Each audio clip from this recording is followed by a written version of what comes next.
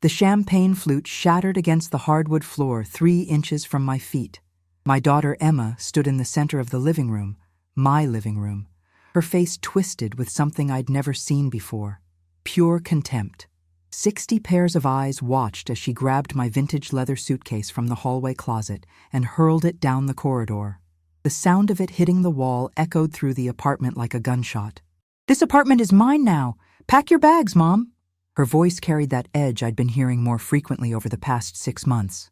Sharp, entitled, nothing like the girl I'd raised. "You've lived off me long enough." I stood there, my dark fingers gripping the edge of the kitchen counter, trying to process what was happening. The party I'd spent 3 weeks planning. The $850 custom cake sitting untouched on the dining table, 3 tiers of champagne-flavored perfection with hand-painted gold leaf and fresh roses. The 60 guests I'd personally called to invite. The catering I'd arranged. The decorations I'd hung at 6 in the morning while she slept. My 30-year-old daughter had just tried to evict me from my own home, in front of everyone. Before I continue, tell me where you're watching from. Have you ever had someone you loved completely blindside you like this? Drop a comment below, because what happened next still makes my hands shake when I think about it. The thing is, I saw it coming. Not this exactly. I could never have predicted this level of cruelty. But I'd noticed the shift. It started small, the way these things always do. Little comments about how I should contribute more to household expenses. Passive-aggressive remarks about me just staying home all day, even though I was the one who kept the entire apartment running. The increasingly cold way she'd look at me when I mentioned needing something. But let me back up. You need to understand how we got here. I bought this apartment in 1989. I was 23 years old, fresh out of business school, and terrified. A 2-bedroom co-op in Brooklyn Heights cost a fraction of what it does now, but for a young black woman working her first corporate job at an investment bank, it was everything. I remember standing in the empty living room on move-in day, my reflection in the window showing my younger self, natural hair pulled back in a low bun, navy suit that I'd saved 3 months to afford, tears streaming down my face. Mine. Something that was mine. I worked 70-hour weeks. I dealt with the microaggressions, the way my manager would touch my hair without permission and call it interesting, the way clients would assume I was the secretary, not the analyst, the way I had to be twice as good to be considered half as competent. I ate ramen and dollar slices for 2 years straight to make those mortgage payments and build up my savings. When I got pregnant at 28, I was terrified all over again. Emma's father, Marcus, promised me the world. We'd been together for 3 years. He had plans, big plans. We were going to get married, buy a house, build a life together. He disappeared 2 weeks after I told him about the pregnancy. Just gone. Blocked my number. Moved out of his apartment. I heard through mutual friends that he'd moved to California. Started over. Pretended Emma and I never existed, so I did it alone. Raised her in this apartment. Every scraped knee was bandaged in that hallway where my suitcase now lay.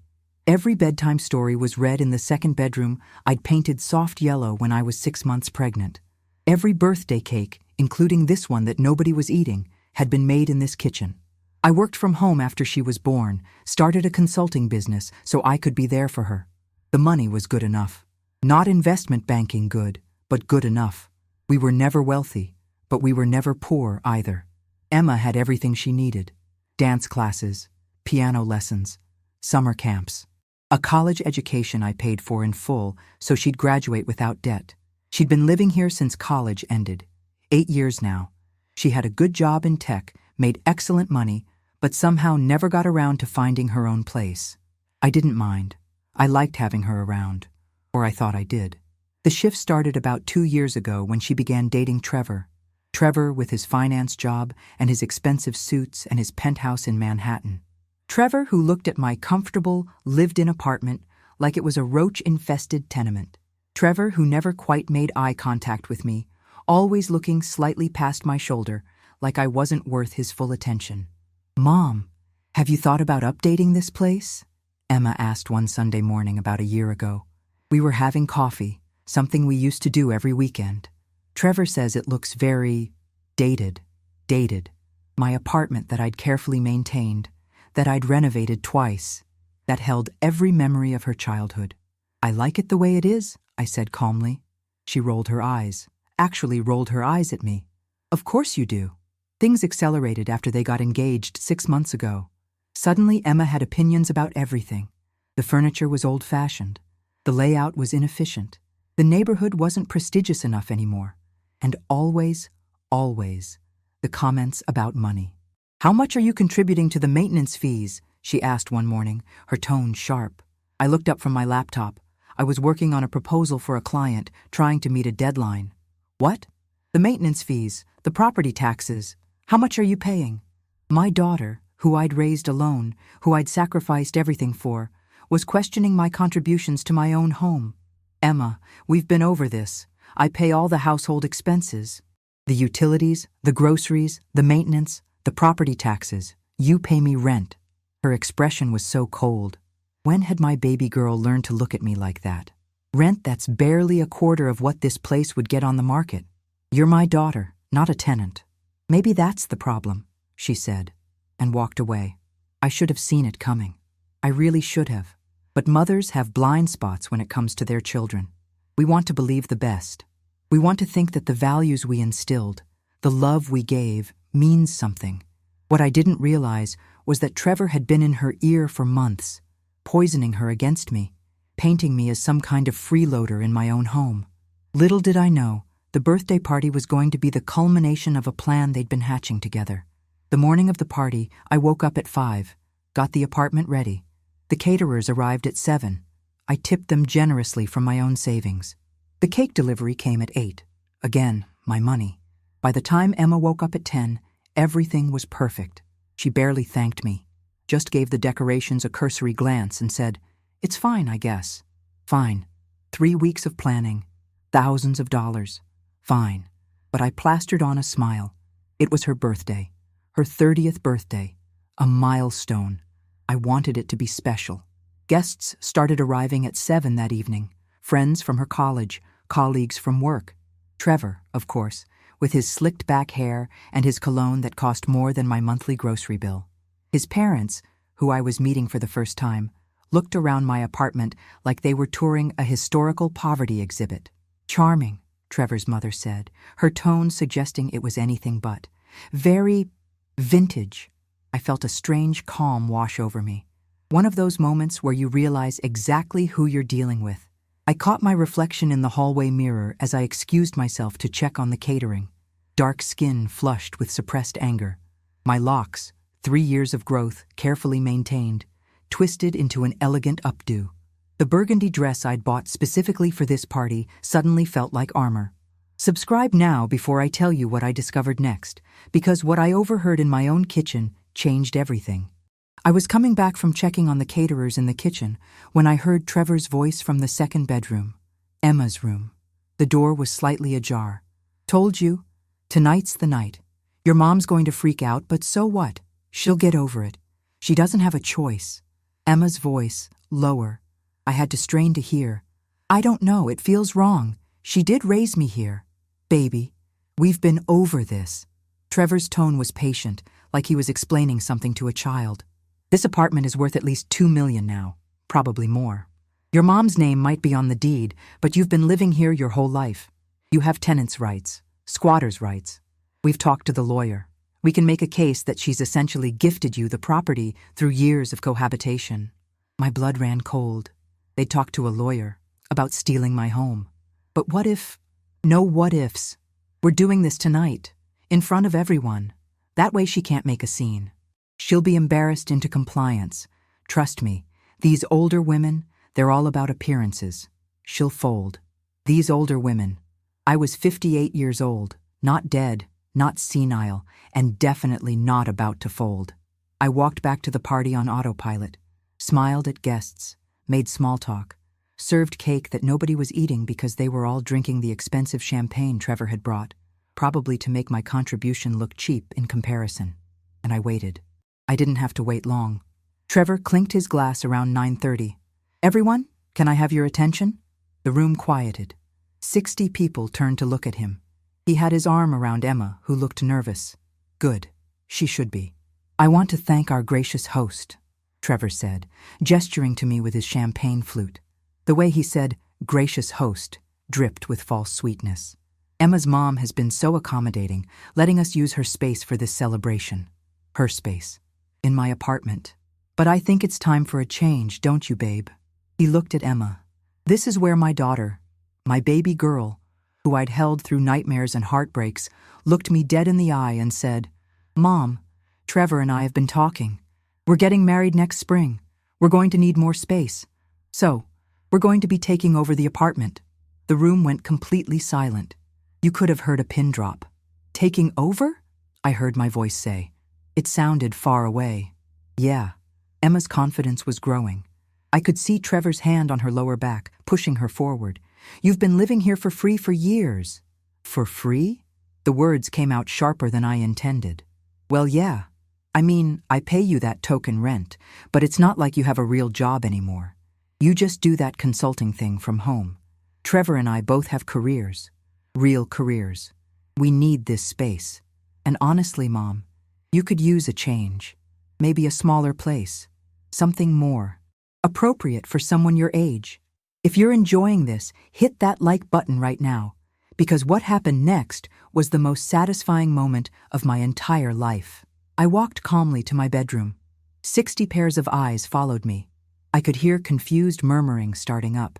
Someone, one of Emma's college friends, whispered, "Oh my God, is this really happening?" Yes, sweetheart, this was really happening.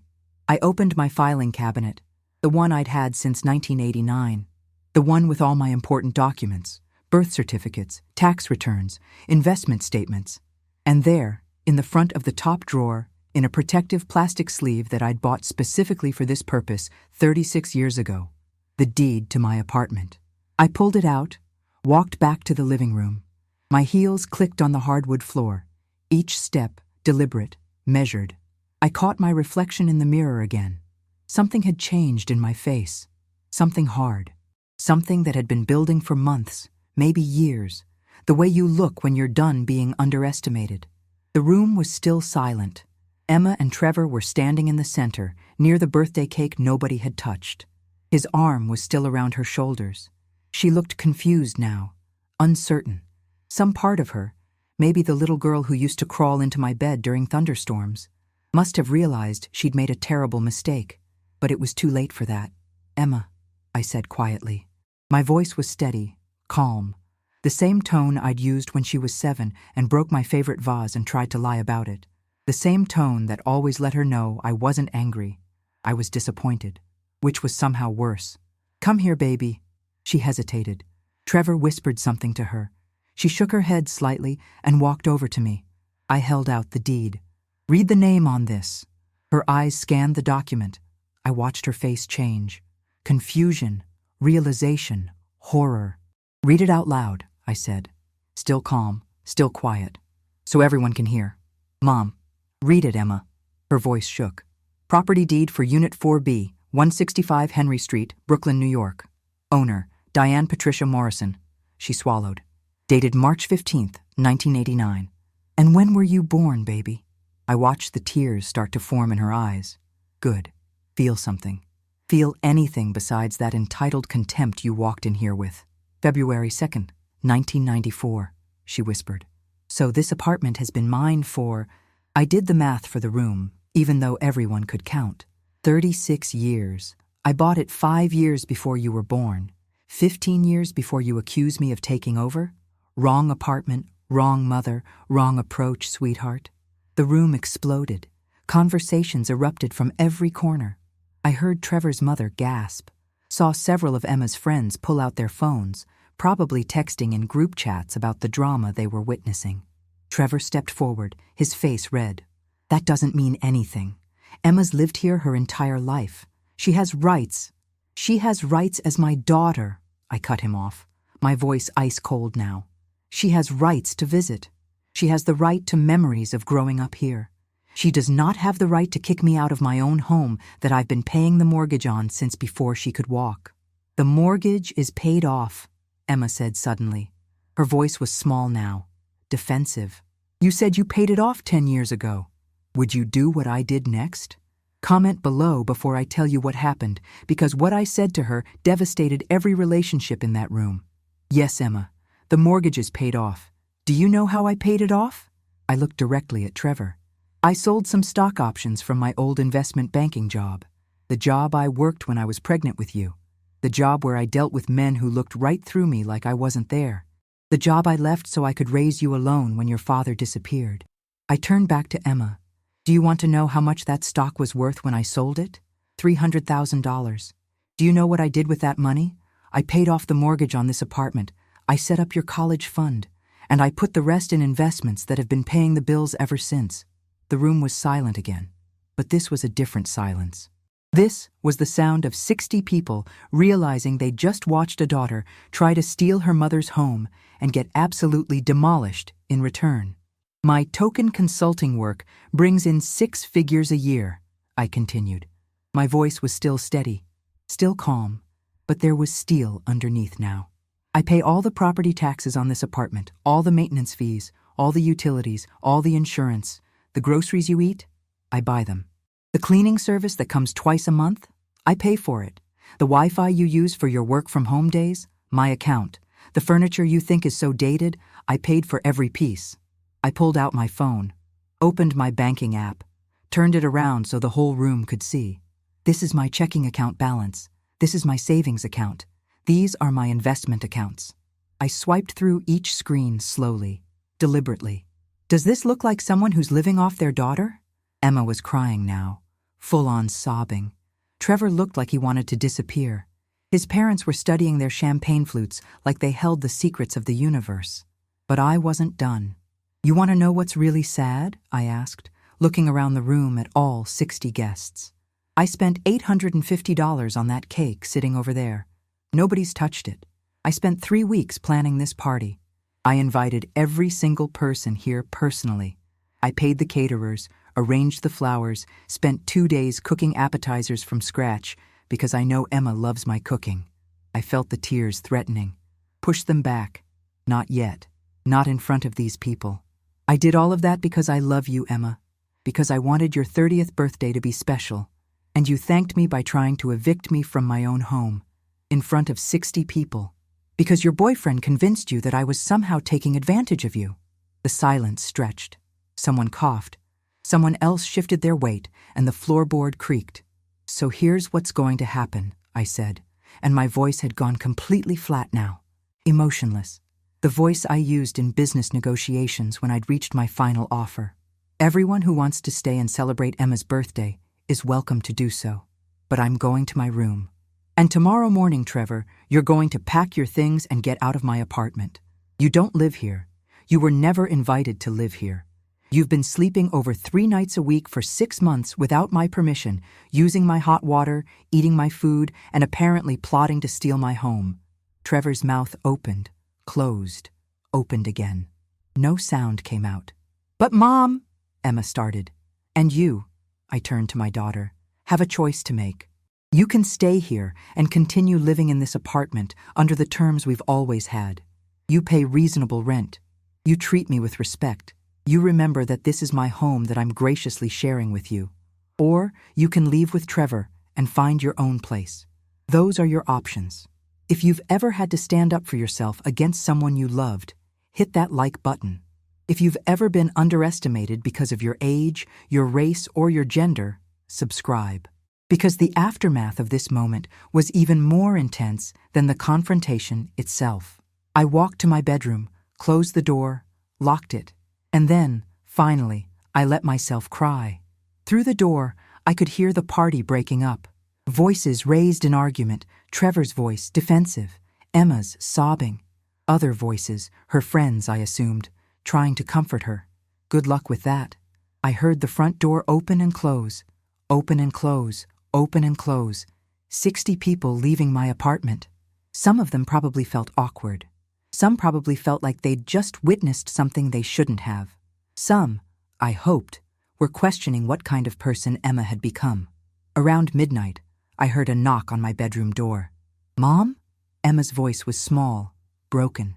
Can we talk? No, I said simply. Please, I'm so sorry. I wasn't thinking. You were thinking, Emma. You were thinking about what Trevor wanted. You were thinking about how much this apartment is worth. You were thinking about yourself. What you weren't thinking about was me, about everything I've done for you, about basic human decency. Silence from the other side of the door. Where's Trevor? I asked. He left. Of course he did. Men like Trevor always leave when things get hard. Good, I said. Go to bed, Emma. We'll talk in the morning. I didn't sleep that night. I lay in my bed, the same bed I'd bought when I first moved in 36 years ago, refinished twice but still solid, and thought about everything. About the little girl who used to bring me dandelions she'd picked on the walk home from school. About the teenager who'd stayed up late with me, talking about her dreams. About the college graduate who'd hugged me so tight and thanked me for believing in her. Where had that girl gone? When had she been replaced by this stranger who looked at me with contempt? Who thought so little of me that she'd try to take my home? Morning came. I got up, made coffee. The apartment was destroyed, empty champagne flutes everywhere, crumpled napkins, that untouched cake still sitting on the dining table. I started cleaning up mechanically, threw away the cake, all $850 of it, washed glasses, picked up decorations. Emma emerged from her room around 9. She looked terrible, eyes swollen from crying, still wearing yesterday's dress. I'm sorry, she said immediately. Mom, I'm so sorry. I kept washing dishes. Trevor was in my head. He kept telling me that you were taking advantage of me, that I was supporting you, that I had rights to this place. I listened to him instead of thinking for myself. Yes, I said. You did. I love you, Mom. You know that, right? I turned off the water, dried my hands on a dish towel, looked at my daughter, really looked at her for the first time since last night. I know you love me, Emma, but love without respect means nothing. You didn't just disrespect me last night. You tried to humiliate me. You tried to take everything I've worked for, and you did it in front of 60 people because you thought I'd be too embarrassed to fight back. I know. She was crying again. I know, and I hate myself for it. Please, tell me how to fix this. I don't know if you can, I said honestly. That hit her like a physical blow. I saw it in her face. You need to understand something, I continued. I raised you alone. Your father left. My parents died before you were born. I had nobody. Every decision I made for 30 years was about you. Every sacrifice was for you. I gave up promotions because they would have required travel, and I wanted to be home with you. I lived in this same apartment instead of upgrading because I was saving for your college fund. I drove the same car for 15 years because your dance lessons and piano lessons and summer camps were more important than a new vehicle. I paused, took a breath. This was hard, but it needed to be said. And last night, you tried to throw me out like I was garbage, like I was some freeloader who'd been taking advantage of your generosity. Do you understand how that felt? I'm sorry, she whispered. I'm so sorry. Sorry doesn't rebuild trust, Emma. Sorry doesn't erase what you said, what you tried to do. What do I need to do? She was desperate now. Good. She should be. First, you need to break up with Trevor. Her eyes widened. Mom? No negotiation on that point. Any man who convinces you to treat your mother like that isn't someone you should marry. Trevor saw dollar signs when he looked at this apartment. He saw an opportunity. He manipulated you into trying to steal from me. If you can't see that, then we have a much bigger problem. She was quiet for a long time. I watched the internal struggle play out on her face, the girl I'd raised versus the woman Trevor had been molding her into. Finally, she nodded. Okay. Second, you're going to call every single person who was at that party and apologize. Not to me, to them, for putting them in that uncomfortable situation, for making them witness that disaster. Another nod. Third, we're going to draw up a formal rental agreement with actual market rate rent, and you're going to pay it. Mom, I can't afford. Then you'll get a roommate, or you'll move out. Emma, I've been charging you $1,200 a month for a 2-bedroom apartment in Brooklyn Heights that would rent for $4,000 on the open market. You've been saving $3,000 a month for 8 years. That's almost $300,000 you've saved because of me, because I was giving you a break, and you threw it in my face. She looked stricken. I don't think she'd ever done the math. I'll pay whatever you want, she said quietly. I don't want your money, Emma. I want you to understand the value of what you had, what you almost destroyed. The next few weeks were tense. Emma broke up with Trevor. He apparently tried to convince her that I was being unreasonable, that they should fight me legally. She shut him down. I was proud of her for that, at least. She made the phone calls. 60 apologetic conversations. Some of her friends were understanding, some weren't. One of her college roommates apparently told her she was shocked Emma could be so cruel. That hurt Emma, I could tell. But it needed to hurt. Actions have consequences. We drew up the rental agreement. I charged her $3,000 a month, still below market rate, but not insultingly so. She paid it without complaint. But the real change was subtler. Emma started actually contributing to the household. Not just financially, emotionally. She'd help with grocery shopping without being asked. She'd cook dinner sometimes. She'd suggest we watch movies together like we used to. She was trying. I could see that. But trust isn't rebuilt overnight. 3 months after the party, we were having coffee on a Saturday morning, a ritual we'd recently restarted, when she said something that surprised me. I never understood what you gave up for me. I looked up from my laptop. I'd been reviewing a contract for a client. Not until Trevor, she continued. Not until I was in a relationship with someone who wanted me to change everything about myself to fit his vision of what my life should be. You never did that. You never tried to make me into something I wasn't. You just supported me in whatever I wanted to do. I didn't say anything, just let her talk. And I never appreciated it. I took it for granted. I assumed that's just what mothers do. But it's not, is it? You chose to do those things. You could have remarried. You could have moved to a bigger city with better job opportunities. You could have done a lot of things. But you stayed here, in this apartment, and built a life that revolved around making sure I had everything I needed. She was crying now. But these were different tears than before. These weren't tears of shame or self-pity. These were tears of understanding. I'm going to spend the rest of my life trying to be worthy of the mother you've been to me, she said. I know I can't undo what I did. I know that party will always be between us. But I want you to know that I see you now. Really see you. Not as someone who owes me something or who I need to take care of, but as this incredible, strong, brilliant woman who sacrificed everything to give me a good life. Comment below if you've ever had to choose between your own needs and someone else's expectations, because Emma's growth over the next few months restored something I thought was broken forever. 6 months after the party, Emma moved out. Not because I wanted her to, but because she wanted to. She found a 1-bedroom apartment in Park Slope. Not as nice as mine, not as spacious, but hers. She was proud of it. I need to do this, she told me on moving day. I need to stand on my own 2 feet, not running away from you, but running toward being someone you can be proud of. I helped her pack. We laughed as we found toys from her childhood. We cried as we boxed up the last of her things from her childhood bedroom. This will always be your home, I told her. You know that, right? I know, she said. But I think I need to build my own home now, the way you built this one. A year after the party, Emma called me at 6 in the morning. Mom, turn on Channel 7. I fumbled for my remote, turned on the TV. It was one of those morning news shows. And there was my daughter, sitting on a panel of young professionals discussing financial literacy. Learned everything I know about financial planning from my mother, she was saying. She's a black woman who bought her own apartment in Brooklyn in 1989 as a single woman in her 20s. She raised me alone in that apartment, paid for my entire education, and taught me that wealth isn't about what you spend. It's about what you build.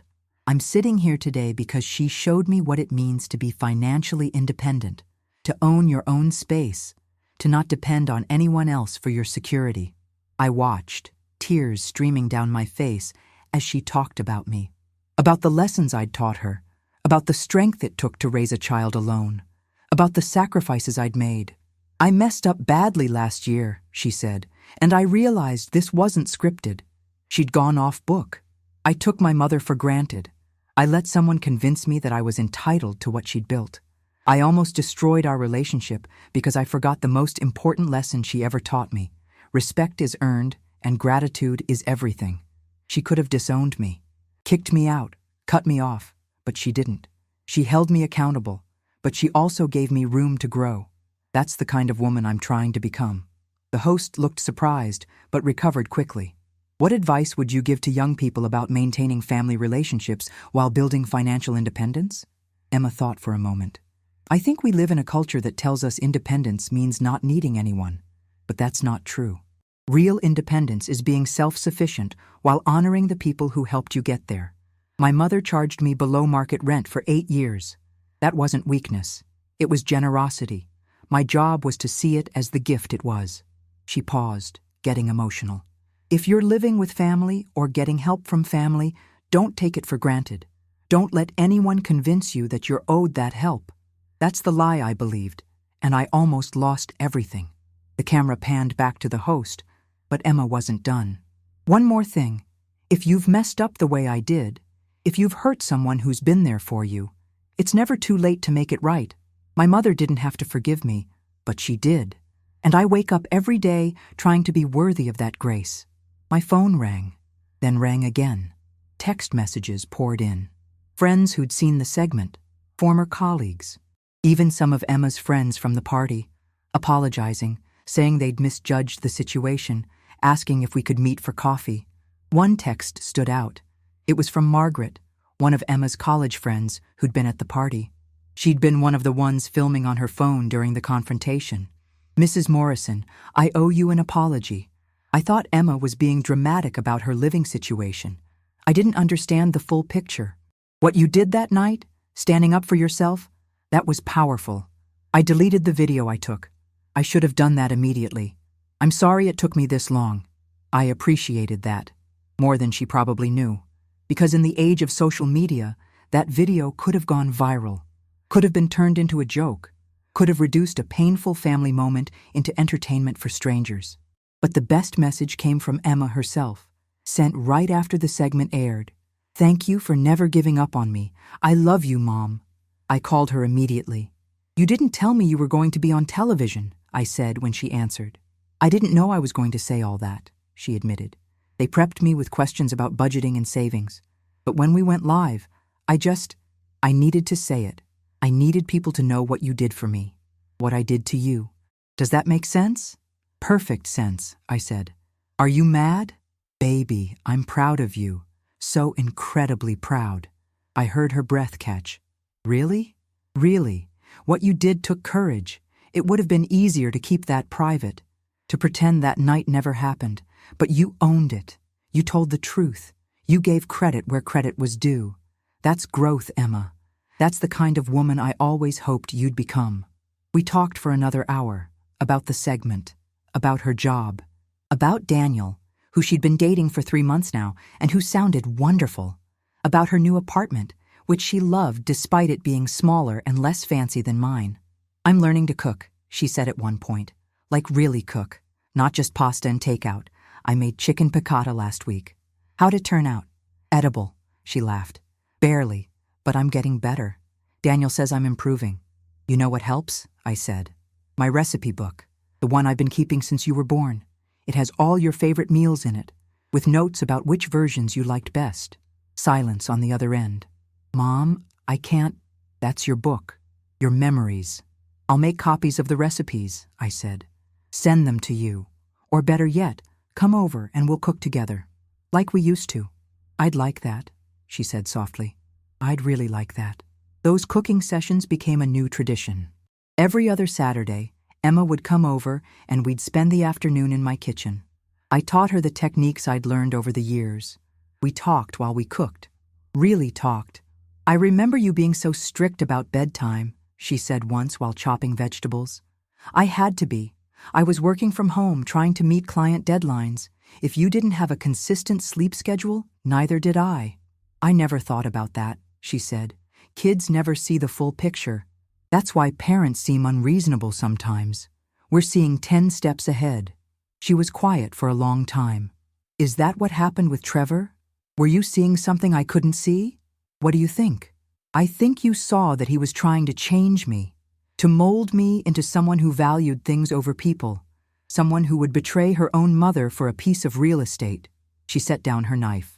I wanted to be anyone except the girl who still lived with her mom in Brooklyn. And in trying to escape that, I became someone horrible. You weren't horrible, I said. You made horrible choices. There's a difference. Is there? Yes, because horrible people don't do what you've done this past year. They don't apologize. They don't change. They don't show up every Saturday to learn how to make their mother's recipes. She started crying. I pulled her into a hug and let her sob. I was so lost, she said, until that night, until I saw your face, until I realized I'd become someone even I didn't recognize. But you found your way back, I said. That's what matters. 2 years after the party, I was sitting in my living room when Emma knocked on the door. She had a key. I'd given her one for emergencies, but she always knocked now, respected that this was my space. Hey, Mom, got a minute? Always, I said, closing my laptop. She sat down on the couch next to me, the same couch she'd stood in front of that terrible night. But the memory didn't hurt as much anymore. It had transformed into something else, a reminder of how far we'd both come. I've been seeing someone, she said. His name is Daniel. He's a teacher, elementary school, 2nd grade. Tell me about him, I said. He's kind, she said simply. Really, genuinely kind. He coaches a youth basketball team on weekends. He volunteers at a food bank. He still lives with his mother, not because he's lazy, but because she has MS and he takes care of her. She pulled out her phone, showed me a picture. A black man with kind eyes and a warm smile. Him and Emma at what looked like a basketball game. He asked about you on our 2nd date, she continued. Wanted to know about my family. I told him everything, including the party, including what I did. What did he say? He asked if we'd worked it out. I said we were working on it. He said, good.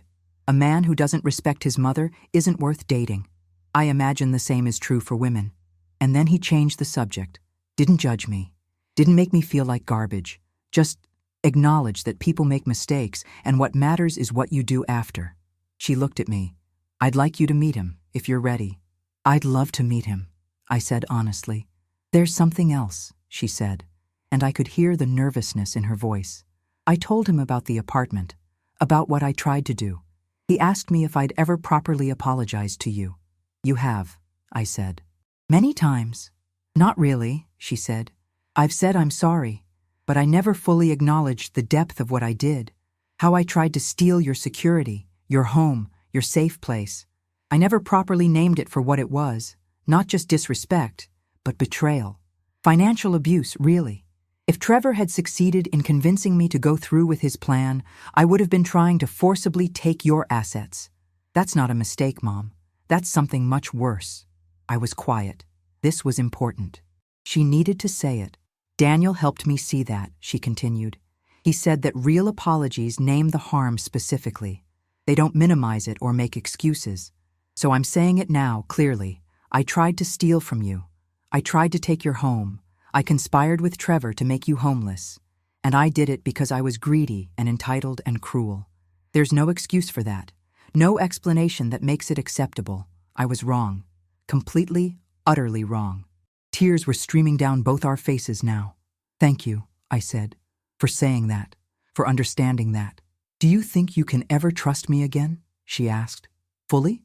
I thought about it, really thought about it. I think trust is like that apartment, I said finally. It's something you build, something you maintain, something that requires constant care. What you did that night was like setting fire to it. The structure remained, but everything inside was damaged. This past 2 years, you've been helping me rebuild, piece by piece, room by room.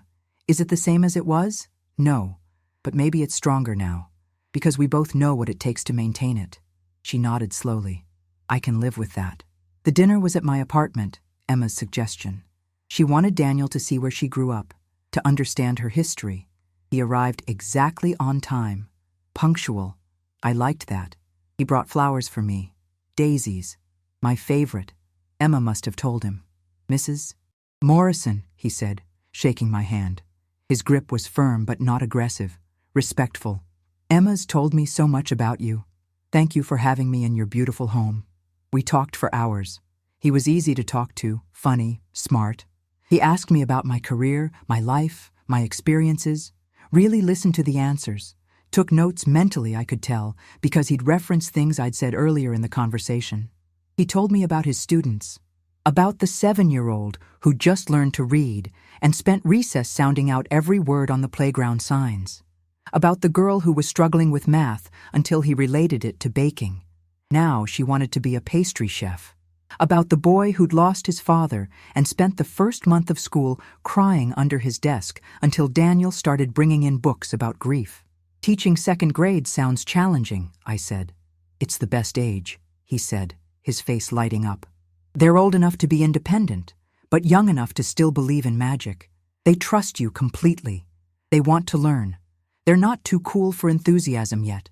When you teach them something new and watch it click, that's everything. He and Emma looked at each other with such genuine affection, such respect. I saw the way he touched her hand when he was making a point, the way she leaned into him slightly when she laughed, the way they finished each other's sentences, sometimes without even realizing it. This was different from Trevor. Completely different. Trevor had talked at Emma. Daniel talked with her. Trevor had tried to change her. Daniel seemed to celebrate her exactly as she was. At one point, Emma excused herself to use the bathroom. Daniel took the opportunity to say something that made me like him even more. Mrs. Morrison, I want you to know something. Emma's told me what happened at her birthday party 2 years ago. The whole story, including her part in it, including how badly she hurt you.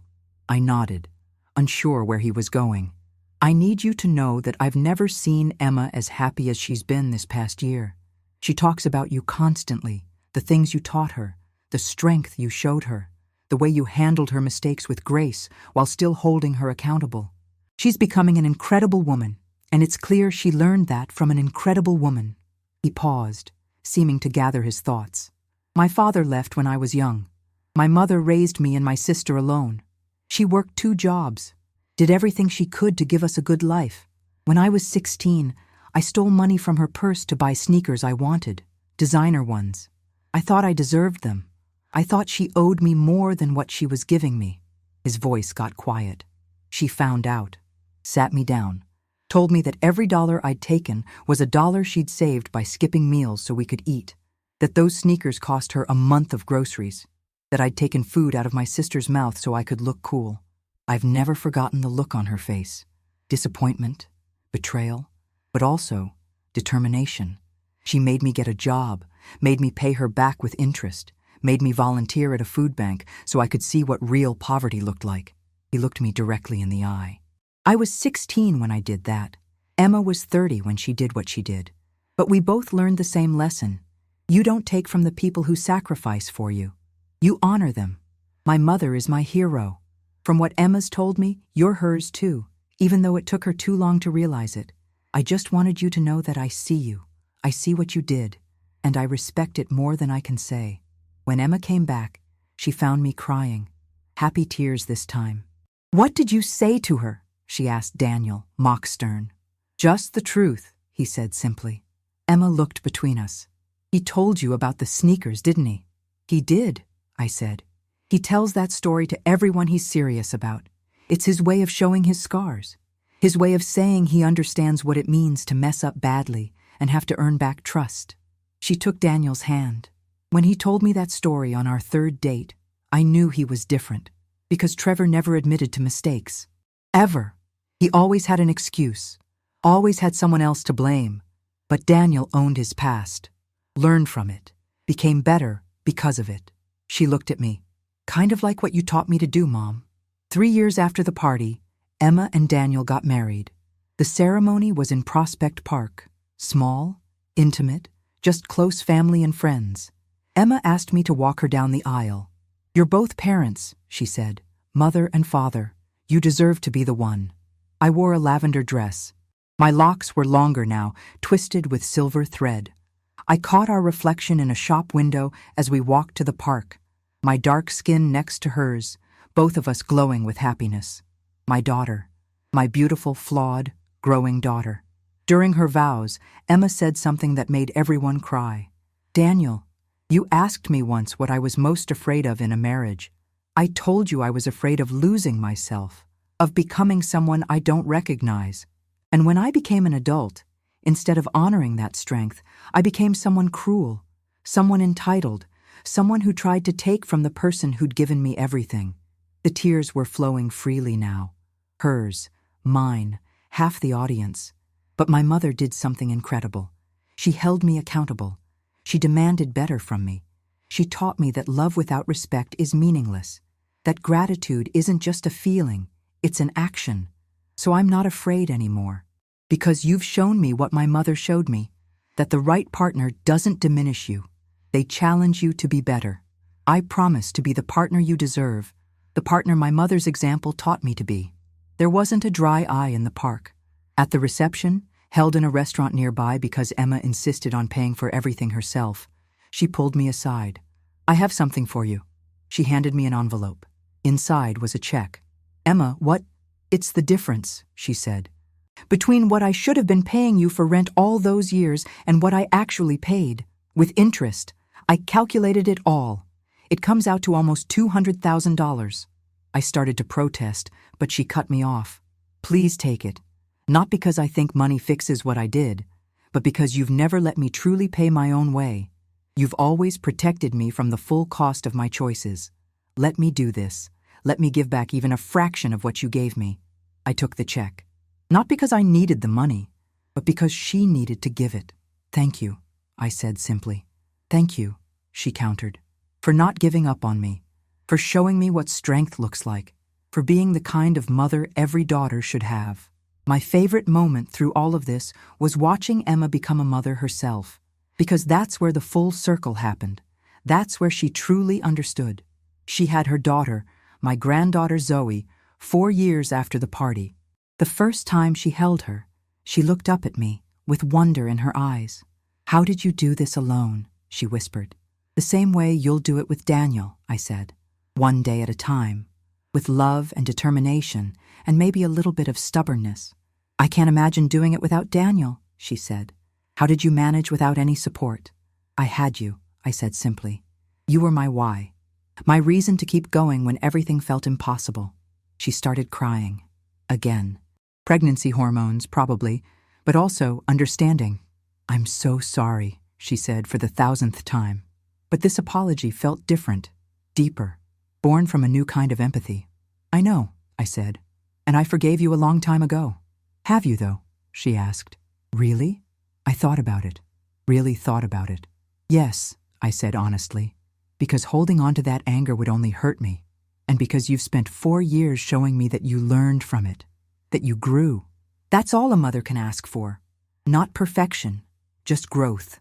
Now, as I sit in my apartment, the apartment I bought 36 years ago, the apartment I almost lost, the apartment that's seen everything from first steps to terrible betrayals to redemption, I think about that party. It was the worst night of my life in many ways, the night my daughter tried to take everything from me. But it was also a turning point. It forced conversations we needed to have. It broke something, yes. But in breaking, it allowed us to rebuild something stronger. Emma comes over every Sunday now, brings Zoe. We have coffee and watch Zoe play with toys in the same spot Emma played as a child. The generational full circle feels significant, like the universe saying, see, this is what you built. This is what matters. The apartment is still mine. Worth probably $3 million now, the real estate agent estimated last year when I had it appraised for insurance purposes. But I'm not selling. This is where I proved I could make it on my own, where I raised my daughter, where I learned what I was capable of, where I stood my ground when I needed to. Sometimes Emma looks around and gets nostalgic. Remember when? She'll start, and we'll spend an hour going through memories. The good ones now. The birthday party has faded into context. Important, but not defining. Zoe calls me Gigi. She's 3 now. Loves books and dancing and asking why about everything. She reminds me so much of Emma at that age, before life got complicated, before entitlement and boyfriend influence nearly destroyed everything. But that's the thing about family, isn't it? It's messy. It's complicated. People hurt each other. People disappoint each other. But if the foundation is solid, if the love is real, you can rebuild. I rebuilt my credit after bad financial decisions in my 20s. I rebuilt my career after taking time off for Emma. I rebuilt my confidence after her father left. And I rebuilt my relationship with my daughter after she tried to take my home. I'm good at rebuilding. Trevor, by the way, married someone else, another woman in tech. Emma heard through mutual friends that he convinced his new wife to buy a condo in Manhattan, in his name only. Some people never learn. Some people just move from victim to victim. The 60 guests from that party? Most of them understand now. Emma's transparency about what happened, the interview, the social media posts she's made about financial literacy and respecting your parents, helped people see the full picture. A few people never came around. That's fine. Not everyone needs to be in your life. I've learned things through all this too. I learned that I raised my daughter to be independent, but maybe I didn't teach her enough about gratitude. That's on me. I learned that sacrifice, while necessary sometimes, can breed resentment if it's not balanced with boundaries. I learned that I needed to stand up for myself, even to the person I love most. The deed is still in my filing cabinet, in that protective plastic sleeve. But now there's something else with it. A notarized letter stating that upon my death, the apartment goes to Emma, with specific provisions that she can never sell it for 10 years, that it stays in the family, that Zoe grows up with the same security I fought to give Emma, because that's what this was always about. Security, stability, a place to call home that nobody could take away. Well, almost nobody. My daughter tried, and she learned, the hard way, that you don't take from the people who gave you everything. You honor them. You respect them. You show gratitude not just with words, but with actions. The apartment is quiet now. Emma and Zoe left an hour ago. The Sunday routine complete. I'm sitting on my couch, the same couch from that terrible party, with a cup of tea, looking around at my home. The furniture Emma once called dated, the layout she thought was inefficient, the neighborhood she thought wasn't prestigious enough. It's perfect. It's mine. And now, finally, it's appreciated. What was your favorite moment? Comment below and let me know if you'd have handled things differently. And if you're someone who's ever had to fight for what's yours, if you've ever been underestimated because of your race, your age, or your gender, if you've ever had to stand firm when everyone expected you to fold, the next story on your screen is going to hit different. It's about a woman who discovered her worth in the most unexpected way, and trust me, you won't want to miss it. Click now.